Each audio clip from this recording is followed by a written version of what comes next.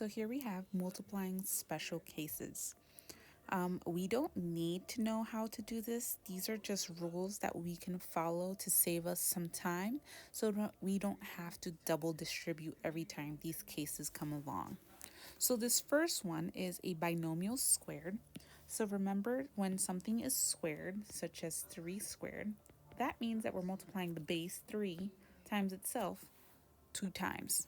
So if we have a binomial squared, we are saying that we have the base, which in this case is 5x plus 7, times itself 2 times.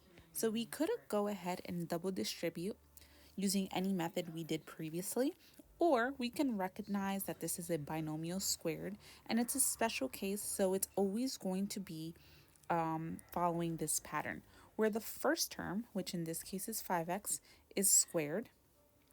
The last term is also squared at the end. But then we also have the middle, which is doubled, meaning we have 5x and 7 multiplied together, but we're going to multiply that by 2. So what is 5x squared? Well, don't forget about your power rule of exponents. This means 5 times 5, so that's 25, and then x squared. 2 times 5 times 7 is 70. Keep the x, and then 7 squared is 49. The only thing you need to watch out for is if it's a plus or a minus. If it's a plus, then that first term is going to get a plus, and if it's a minus, then it's going to become a minus. So again, the formula is always just square the first term, double the 2 terms, and square the last term. So let's try to fill in the formula for these two special squares of binomials. So filling in the formula, we would have to square the first term. So 2x will become 4x squared. We would have to double the middle term. So we have 2 times 5.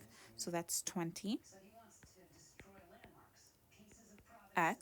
And then we have to square the last term, which is 5 squared, so 25.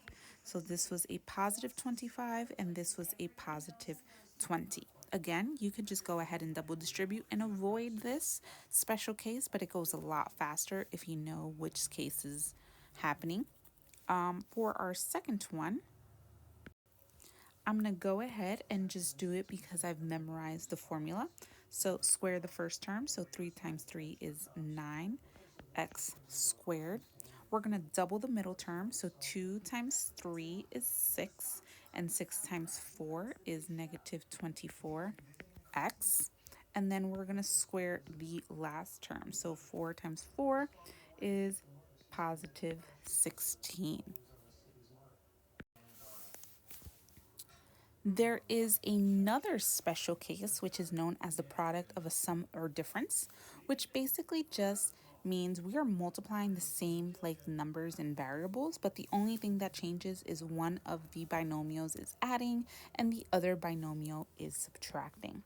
So it's always going to follow this pattern where it's just the first term squared minus the second term squared, and everything in the middle just kind of cancels out. So if I did it the long way, by using double distribution, I would end up with a term that says 16x squared minus 12x plus 12x minus 9. So when I simplify this, notice that I have to combine my like terms, and these both have x. So what is negative 12 plus 12? Well, that just turns it to 0, so it cancels out because I don't need to write a 0 term. So I'm just left with the first term squared and the last term squared. So I can skip that step and always know if I have the product of a sum or difference, the answer is always going to be the first term squared minus the second term squared. So let's try to find the product of these sum and differences. So following the pattern, the first term is x, so x squared, and the second term is 4, so 4 squared. So we have x squared minus 16. In our second term, second expression, we have 3y as the first term, so 3y squared minus our second term is 5. So 5 squared, now careful because we have 3y, so that means 3 squared and y squared. So 3 squared is 9, y squared is just y squared, and 5 squared is 25.